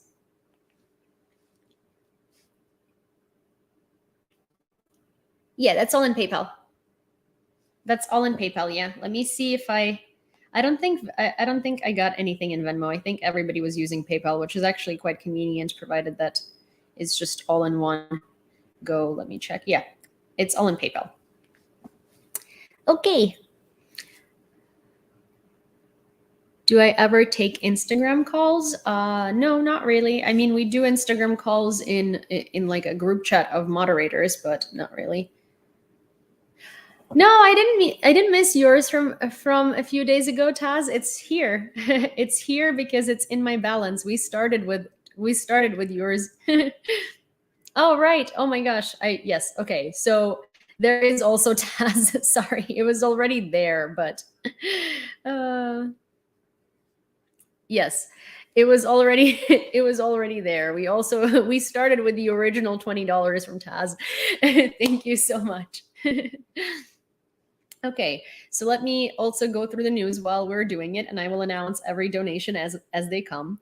Okay, Zelensky dismissed the ambassador of Ukraine to Kazakhstan decree of the president. On August 21st, in an interview with a Kazakh blogger, the Ukrainian ambassador said, "We're trying to kill them more. The more we kill Russians now, the less our children will have to kill," Petro Vrublevsky said. After such a statement, the Ministry of Foreign Affairs of Kazakhstan summoned the ambassador of Ukraine and issued a protest to him. Vrublevsky apologized for his words. but Ukraine dismissed him. The Russian army has many problems with the military leadership in different levels. And it affects both the effectiveness of Russian forces and their morale, said British intelligence. The EU has prepared new sanctions against Iran for supplying weapons to Russia, says Politico. Diplomats hope to agree on a new package on Wednesday, or at least before the summit of EU leaders on Thursday and Friday. In 36 days, the armed forces of Ukraine have already destroyed 223 Shahed 136 kamikaze drones. That's an insane number of drones to destroy in such a short period of time, guys. The occupation authorities of the Kherson region announced that all of its departments were leaving Kherson and moving to the left bank of the region. Civilians are also being evacuated from the city. Volodymyr Saldo, a courtier from Kherson, reported that entry to the Kherson region would be completely closed for a week. Oh, so they're preparing for Ukrainians to come and take back our territories and free our people. The Lukashenko regime is closely watching the unrest in the Russian Federation, which is taking place as part of mobilization, and understands that in Belarus the situation will be even more difficult and may lead to a social explosion. Main Directorate of Intelligence of Ukraine. While missiles were flying into Ukraine, Putin began a meeting of the Security Council of the Russian Federation and announced the introduction of martial law in the LDPR in the occupied Kherson and Zaporizhia regions. He added that the so-called heads of the regions will be given additional security powers. In recent years, the Russian Orthodox Church has bought a number of properties on the Norwegian coast, which are located near important military facilities. Dagbladet. In particular, in the town of, we are now at, okay, let me keep count because here is, okay, so now we have 65 in the other PayPal. So 421 plus 65 is 486.43. So we are at $486.43. $486.43.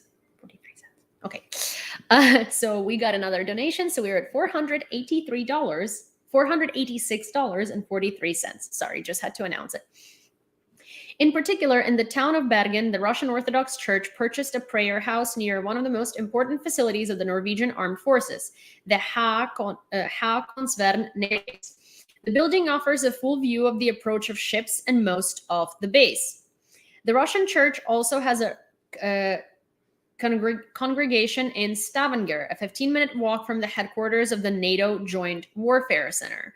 So it seems like the Russian Orthodox Church has been spying on NATO and on militaries of NATO member countries through buying their church properties nearby. And Subi, the donation is for a Theragun, which is like this muscle massager thing for Tork that would really help speed up his recovery. And it's like a $600 device. So that's what we are trying to fundraise for. If you'd like to, on YouTube, Twitch, and Twitter, you can rewatch the news stream. And I just showed like the ad for it and stuff like that. Minister of Defense of Israel, Benny Gantz, and the leader of the opposition, Benjamin Netanyahu, said that they did not want to sell weapons to Ukraine, writes the Times of Israel. Gantz specified that Israel would continue to provide humanitarian aid. In addition, Gantz unexpectedly canceled the long-awaited conversation with his Ukrainian counterpart, Reznikov. He did not explain the reason. It's very interesting how incredibly pro-Russian Israel remains, right? Like, I understand there's so many Russians in Israel, like I want to say a very large population of Israel is Russians. And I understand that their economy and like a lot of things are tied to Russian people, especially those who fled Russia to Israel. Oh, since the invasion begun.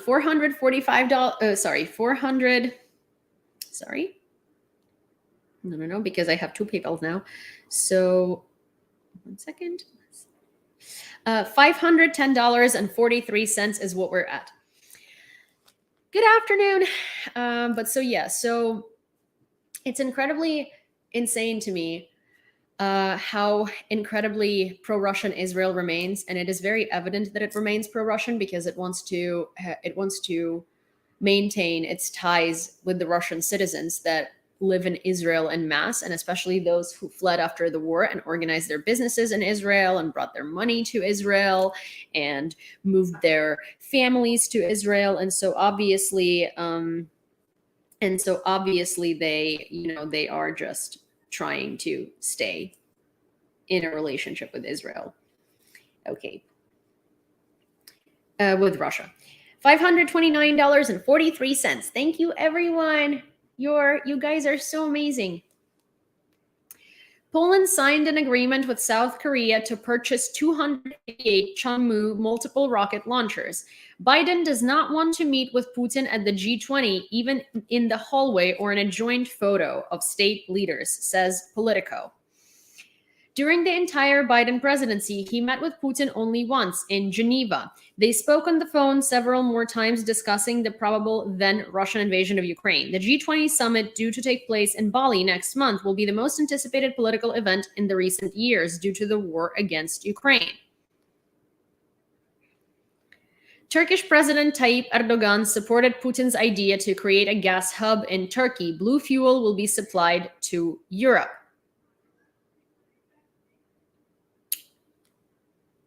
Interesting. So now Turkey is going to be partaking in basically going around sanctions because now there is going to be a Russian fuel hub in Turkey. Russian attacks on civilian infrastructure, especially electricity, are war crimes, European Commission Chief Ursula von der Leyen.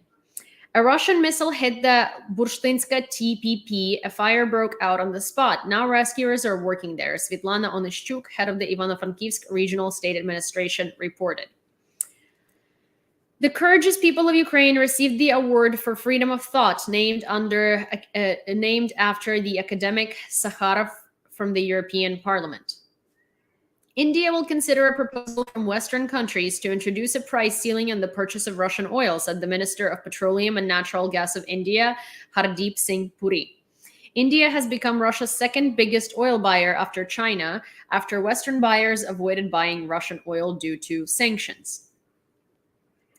It took Europe 8 months to find an alternative to Russian gas. At first, we assumed that the refusal of Russian gas would last 7 years. Today, the facts are that it took us only 8 months to make up for 2/3 of the supplies, said European Commission President Ursula von der Leyen. The head of the Madagascar Foreign Ministry was fired for supporting a UN resolution condemning the annexation of 4 regions of Ukraine by Russia. President Andriy Rajoelina said that Minister Richard Mandrato should have maintained traditional neutrality and abstained during the October 12th vote. Interesting. So Madagascar does not condemn the annexation.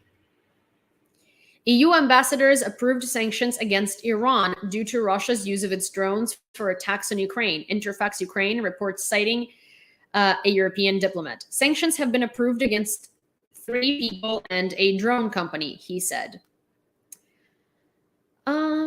Zelensky does not exclude the failure of energy system. We're preparing for different scenarios. The current security issues at critical facilities, as well as the necessary measures for the passage of heating season in the conditions of constant shelling, were considered. We're preparing for various scenarios of possible consequences. Ukraine will protect itself no matter what the enemy plans or does. Replenishment of the losses of units of the Russian occupation forces at the expense of criminals serving sentences created additional problems for the command, the General Staff of the Armed Forces of Ukraine reports. Thus, conscripts from penal institutions, after receiving weapons, leave their units and look for an opportunity to return to the territory of the Russian Federation. So the prisoners they hired basically flee their posts. Martial law imposed by Putin is a desperate tactic to establish control over the annexed territories. This is reported by CNN, citing a senior White House official. The Ukrainian Foreign Ministry believes that the martial law declared by Putin is worthless. The diplomatic department called this step a new stage of terror in the temporarily occupied territories. Putin has found himself in a difficult position, the only tool of which is the mistreatment of the citizens of Ukraine, said President Biden. Polish President Andrzej Duda warned the head of Iran that he intends to oppose the supply of weapons to Russia. In the conversation, it was stated that Poland intends to actively oppose any arms purchase by Russia. The fight against Iranian drones costs Ukraine more than the cost of the UAVs itself. The Guardian. According to the estimates of the Ukrainian organization Mulfar, all drones launched in a month cost the occupiers no more than 18 million. At the same time, Ukraine spent more than 28 million to shoot down most of them. The U.S. has charged 5 Russian citizens and 2 oil traders with sanctions evasion and money laundering, U.S. Department of Justice. The 2 accused Russians were arrested in Germany and Italy. The issue of extradition to the United States is being decided.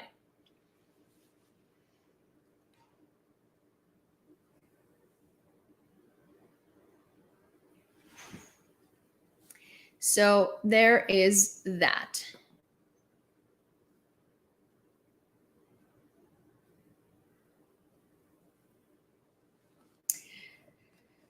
This is all I had for today. Let me see how I can apply the discount. I'm going to say, oh, hi, Todd. Let me see how I can apply Anastasia's discount for the Theragun and see if I can purchase it. Verify with ID me. Okay, teacher. Okay.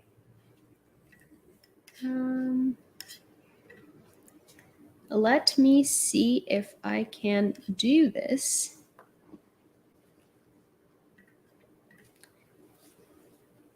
One second, guys. I'm just gonna text Nastya.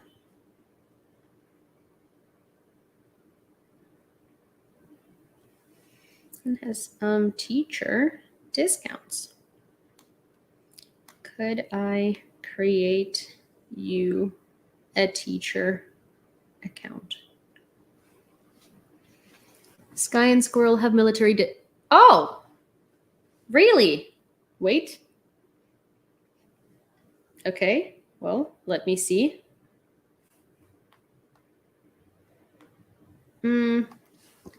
Sky and Squirrel have military discounts. I don't know if they have them currently, but they would have to create, if either one of them wants to get the discount, then they could create an account on Verify with ID Me, I guess.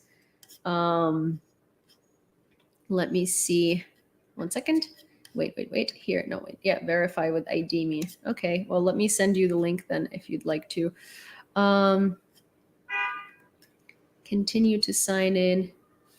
Create copy link address. Oh yeah, I forgot that Sky and Squirrel both have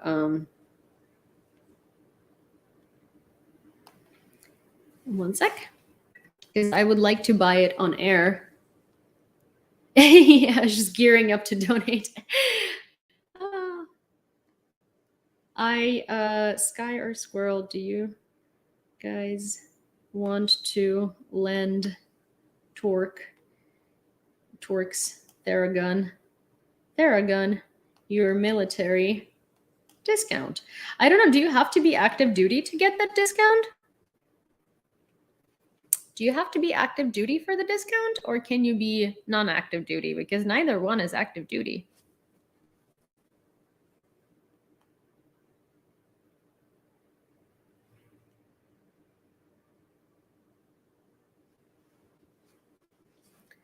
I guess we will see once one of them responds. Saying Javelin is making clothes in Ukraine now. Yeah.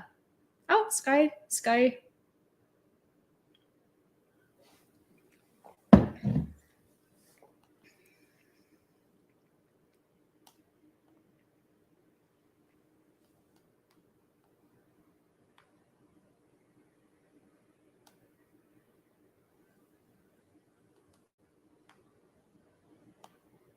Okay, so Sky has responded. Oh.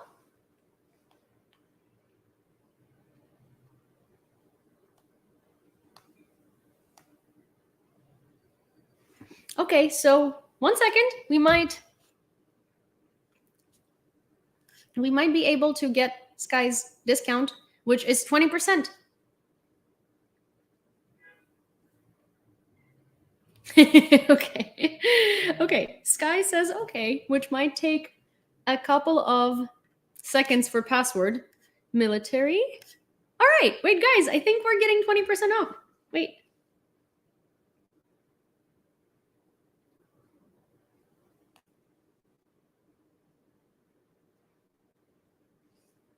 Oh my gosh.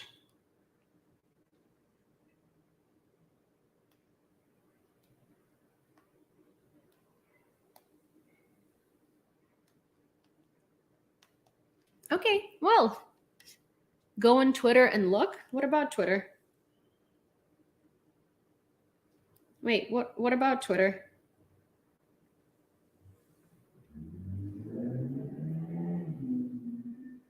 I am on Twitter. I'm looking in Twitter, Todd, but I am already.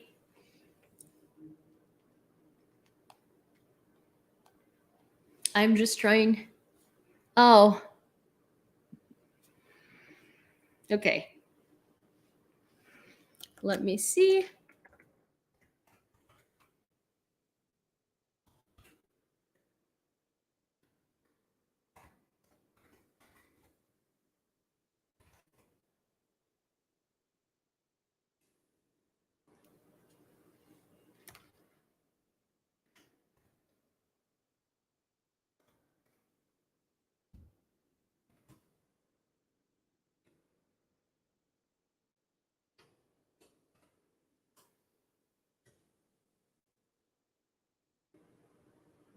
Oh, wait. Okay, no, I don't want to do that. Allow. Wait, authorize, allow. Okay. Okay. Let's see. Oh.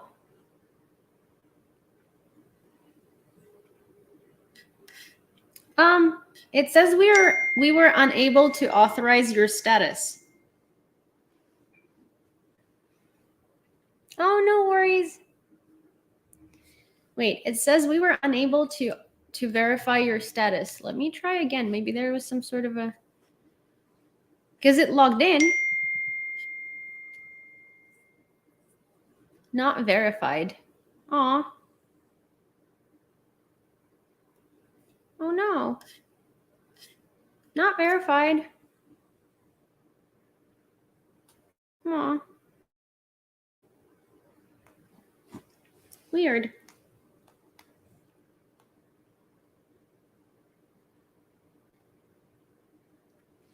Very strange. You might want to take time on that. I might.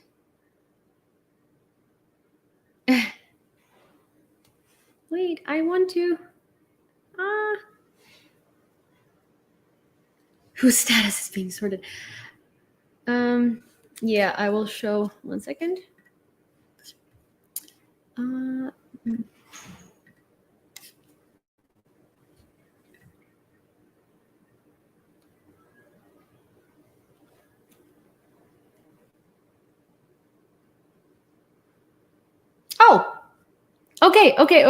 okay. It just said verify. It did just say verified. Wait, okay. What the? Wait, that's so strange. It just said verified, but I don't see them applying a discount. I'm so confused. What? Wait, I'm so confused. It says verified now, but there is no discount applied. What the heck? Oh my god. I'm so confused.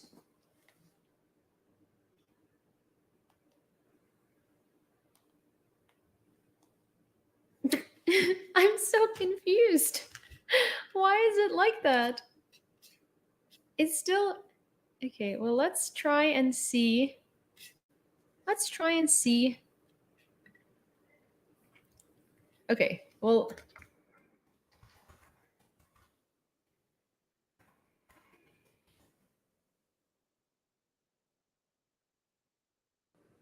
oh, okay. So let me try and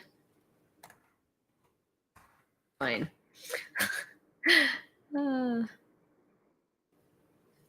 Let me try and fill out my details and then we will see what it does because I just really want to. And also, Theragun only ships to US, which is fine. I'll just ship it to me then, and then I'll send it through Meast. I'll send it through Meast to Tork because if it applies the discount, then it's better to buy it through here and ship it to me and wait than use this address for billing. Yes. Okay. Okay. No, I don't want to receive discounts. No, it doesn't. No, Cat. It doesn't apply any discounts. Wait, that's so weird. I'm so confused.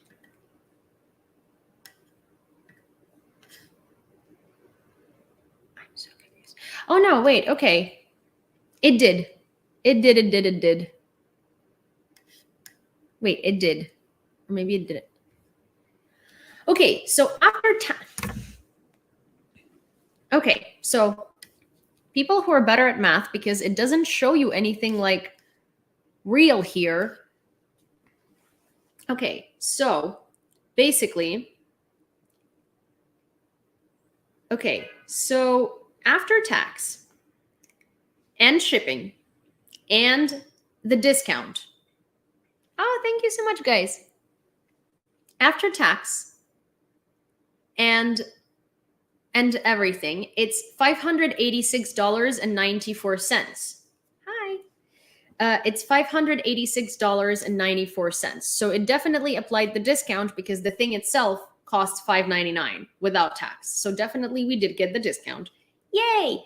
Now let me see. What were we at? What were we at?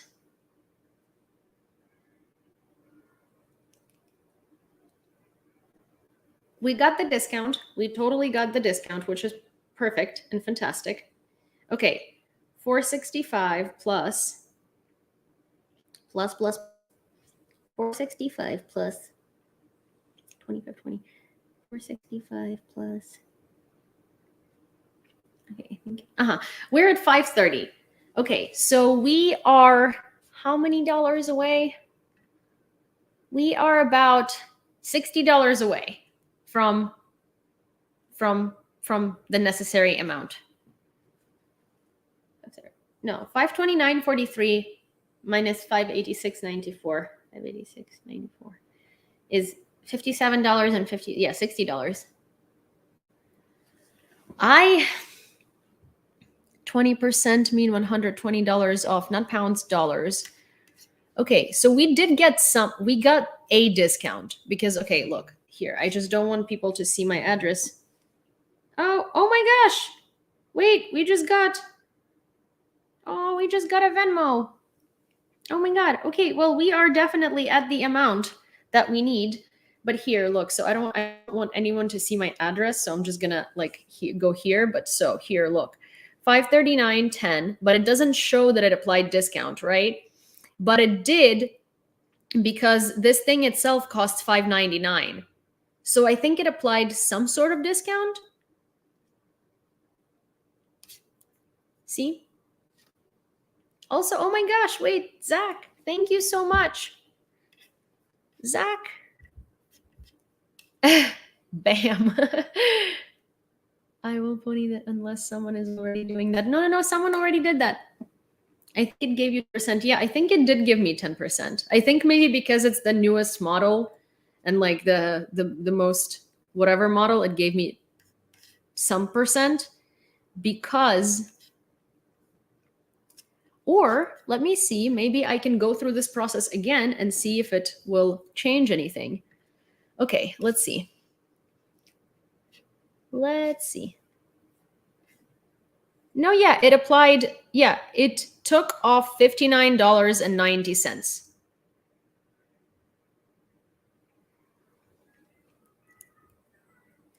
So it took off $59.90.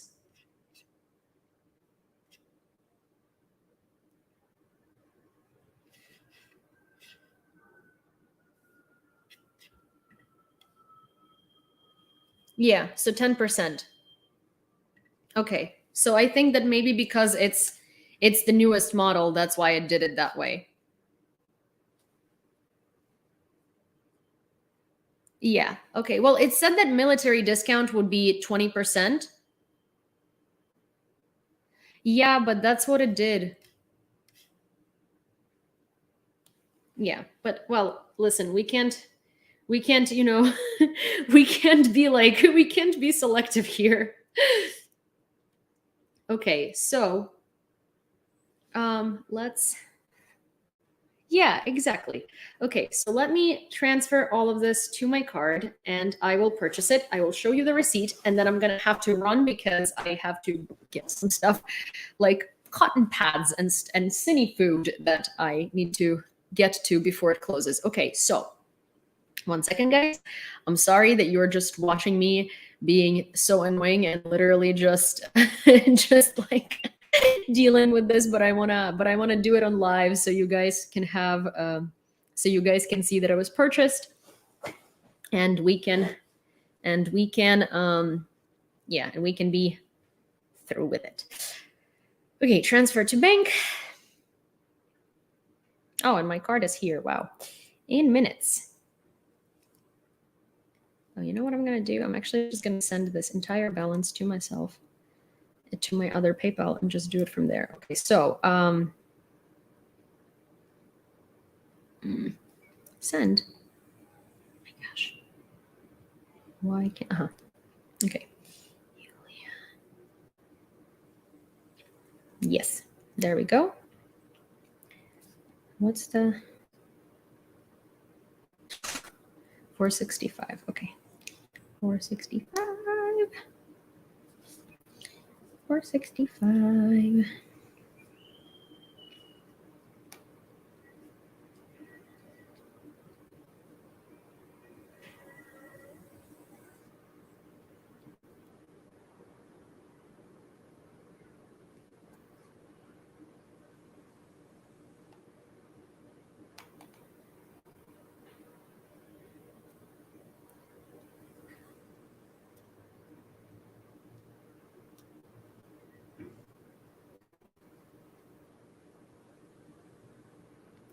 Okay. All right. Okay. So let's see. Yes, I did do that. Now let me log out of this and go to my personal PayPal. Oh my goodness. Why is it all so difficult? I'm sorry.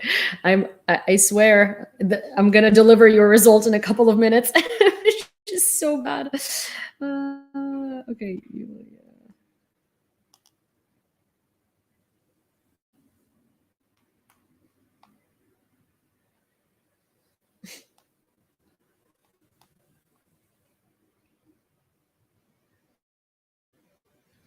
Yes, I'm not a robot. Oh my gosh. Yes, motorcycle's cool. Okay, we're in.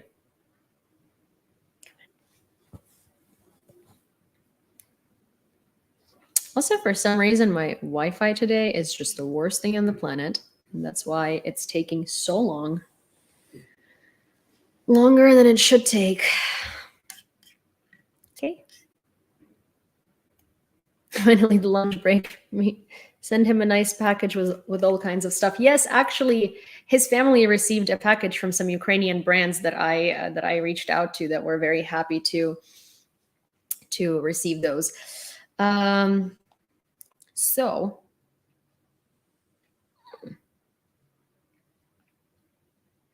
Why is this being so incredibly slow? Jesus Christ.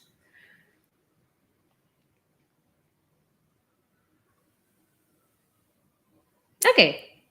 All right. So transfer to bank. Holy guacamole.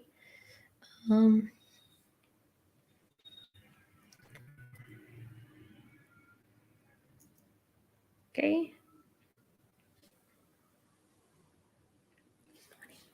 1 second. Yay. And now Venmo. Yay. Perfect. Perfect. Perfect. Okay. And now on to purchasing. Okay. Boom, boom, boom. Okay, finally, credit, debit, name and card.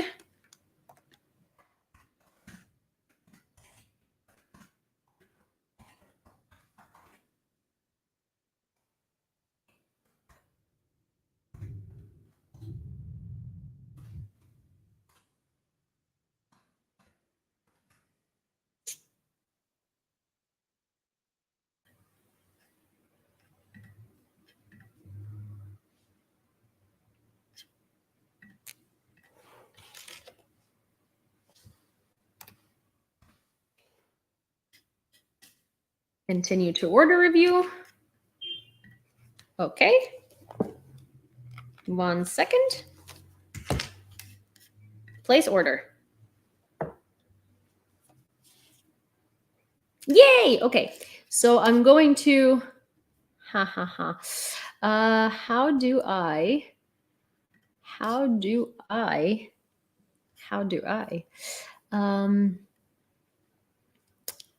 okay, well, see, the problem is I purchased it, but if I show it to you, you will then see my address. So I am just going to show it to you like this. 1 second.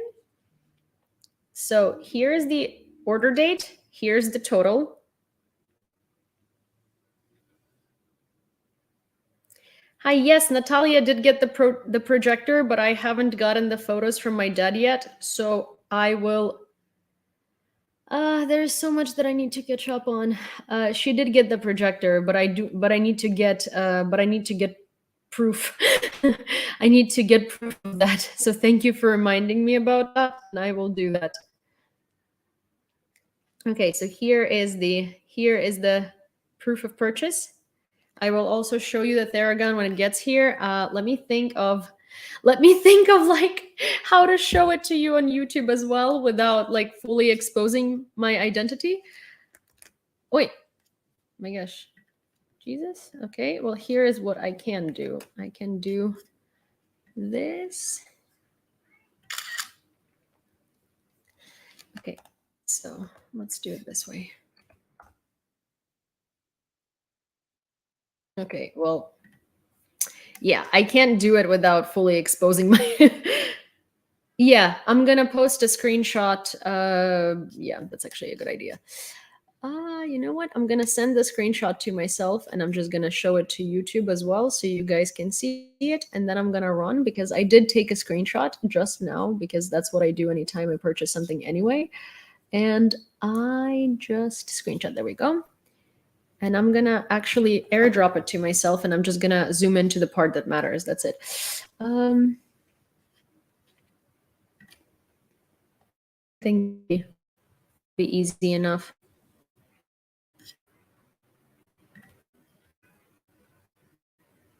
Okay.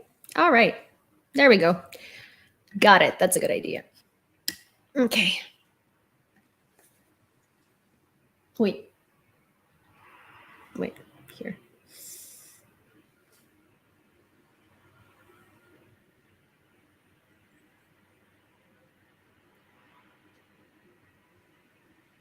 I'm sorry. How do you guys, does it like turn it around? Is it mirrored?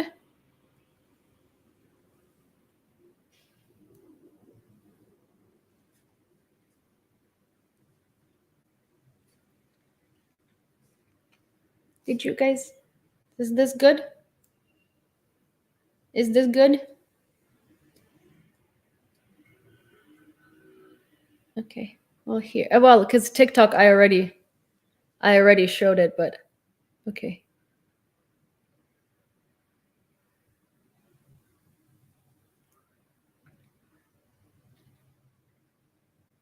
Okay. If you guys want me to send you the screenshot, you can please feel free to reach out on Instagram, and I will also post it on Twitter along with a massive thank you note. So I will see you guys later. I will post it on Twitter now as I'm getting ready to run.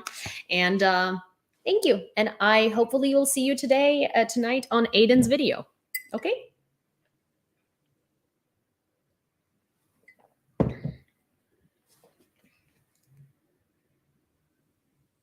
Bye, guys.